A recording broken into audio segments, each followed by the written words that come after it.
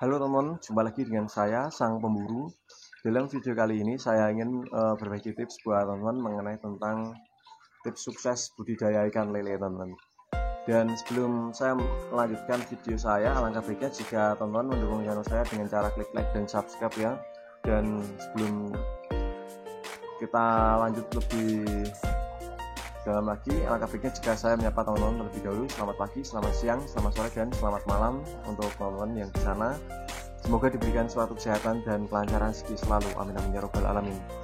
Oke teman-teman, sebenarnya dalam hal budidaya ikan lele ataupun pembenihan ikan lele, semua sama-sama menghasilkan ya teman-teman ya. Bagaimana kita cara memperlakukan ikan lele tersebut dan bagaimana cara kita merawat ikan lele tersebut teman-teman. Dan buat teman-teman yang sebelum memulai dalam hal bisnis budidaya ikan lele, teman-teman wajib memahami hal berikut ini teman-teman ya. Yang pertama, teman-teman harus memahami terlebih dahulu mengenai tentang apa itu budidaya ikan lele dan bagaimana cara penanganan ikan lele yang sakit teman-teman ya. Itu adalah kunci utama sebelum teman-teman melanjutkan hal bisnis dalam budidaya ikan lele teman-teman ya. Karena jika memang teman-teman belum ada basic ataupun mungkin pengetahuan secara mendalam mengenai tentang budidaya ikan lele, saya jamin mungkin sekitar 90% dari teman-teman itu pasti akan gagal saat budidaya ikan lele teman-teman ya. Entah mulai dari ikan lele yang sakit teman-teman tidak tahu cara penanganannya, mungkin pertumbuhan yang lambat ataupun masalah-masalah yang lain teman-teman ya. Jadi teman-teman harus memahami siklus dari budidaya ikan lele ini teman-teman.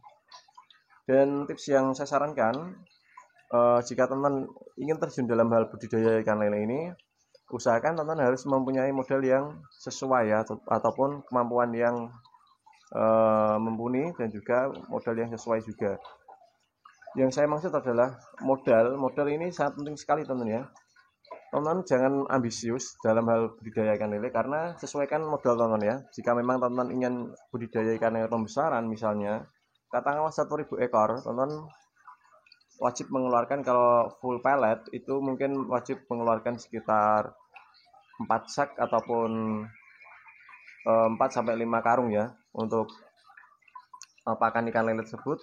Dan itu pun tergantung dari tebar kita ya teman ya. Jadi teman harus menyiapkan pakan terlebih dahulu dan pakan, bibit dan juga kolam ya. Itu harus kita hitung sebelum kita terjun ya teman ya. Jadi jangan teman-teman hitung terpal sama bibitnya saja, lalu untuk pakannya teman tidak memikirkan bagaimana cara kita membeli pakan. Dan rata-rata dari teman kita itu kenapa tidak mampu untuk meneruskan karena mereka terkendala dari pakan teman ya. Mungkin mereka bilangnya itu boros pakannya dan lain-lain lah pokoknya. Alasannya mungkin ya menurut saya ya mungkin masuk akal juga pakannya, tapi ya untuk alasan tersebut mungkin itu hal yang menurut saya sebagai alasan tidak menjadi alasan untuk menjadi seorang pengusaha budidaya ikan lele teman ya. Jadi kita bisa mengandalkan dari pakan-pakan alternatif teman ya. Jikapun teman-teman belum mempunyai pandangan untuk pakan alternatif, teman-teman bisa menghasilkan hasil yang sesuai dengan full pellet kok.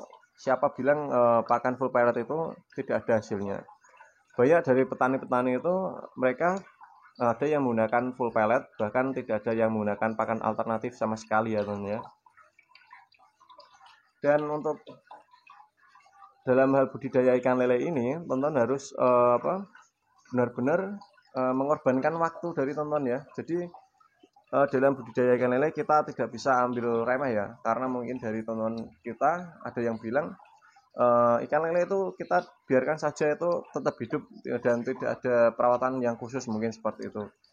Ya mungkin kalau seperti itu mungkin jangan berharap untuk menjadi seorang pengusaha dalam hal budidaya ikan lele teman ya.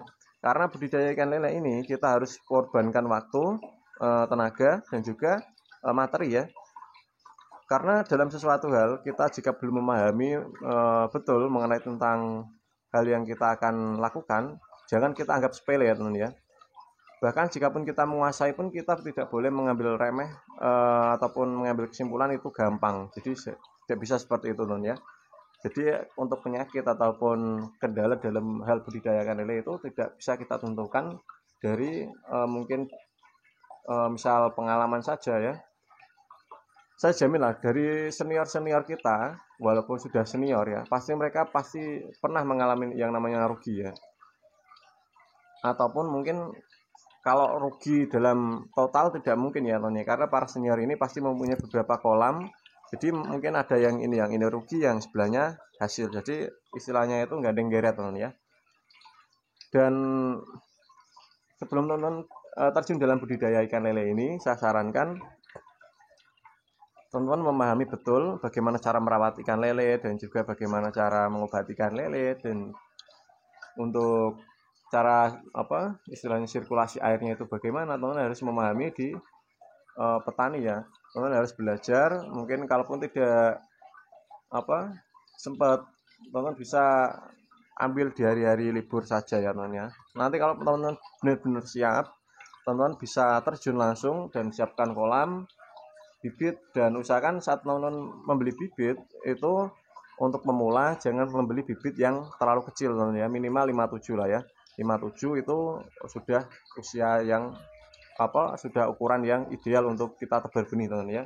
Karena perawatan untuk ukuran 57 ini sangatlah bukan sangatlah mudah ya, tapi cenderung lebih mudah lah ya untuk kita budidayakan, karena tidak rentan terkena penyakit teman-teman ya. Kalau teman-teman membeli bibit 35 ataupun 34, bahkan kalau lebih kecil itu lebih resiko terkena penyakit teman-teman ya. Dan setelah teman-teman membeli bibit, usahakan datang ke tempat lokasi langsung dan pastikan bibit tersebut dalam kondisi yang sehat teman-teman ya. Lalu hal yang berikutnya teman-teman harus lakukan yaitu adalah pastikan kondisi kolam tersebut itu benar-benar layak untuk kita tebar benih teman-teman ya. Istilahnya itu kita harus melihat dari kondisi air, kita harus endapkan, dan juga kita harus pastikan kolam tersebut itu tidak terlalu panas dan juga tidak terlalu teduh. Itu sangat mempengaruhi sekali terhadap pertumbuhan ikan lele dan juga kelangsungan hidup ikan lele tersebut teman. Karena sebenarnya jika teman-teman perhatikan, bahkan kalau teman-teman praktekkan ya, ikan lele yang cenderung terkena panas sinar matahari secara langsung dalam kondisi air yang bening itu sangat berbahaya sekali teman ya. Dan yang kedua, jika kondisi kolam terlalu teduh, itu pun sangat berbahaya sekali kalau kita lakukan untuk budidaya pembesaran, karena itu sangat mudah memicu penyakit-penyakit jamur ataupun penyakit-penyakit jenisnya pada ikan lele teman ya. Karena ikan lele itu sebenarnya perawatannya sangat mudah, cuma kita saja yang terkadang menyepelekan, dan kita cenderung lebih suka untuk mengobati daripada mencegah ya. Kebanyakan petani itu seperti itu untuk pemula.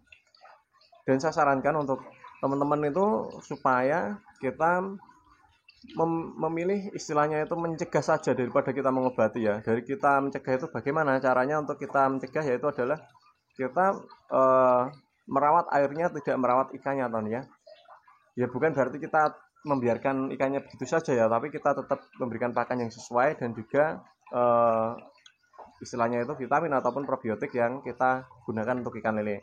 Tapi kita harus merawat yang maksimal, yaitu adalah air teman-teman ya.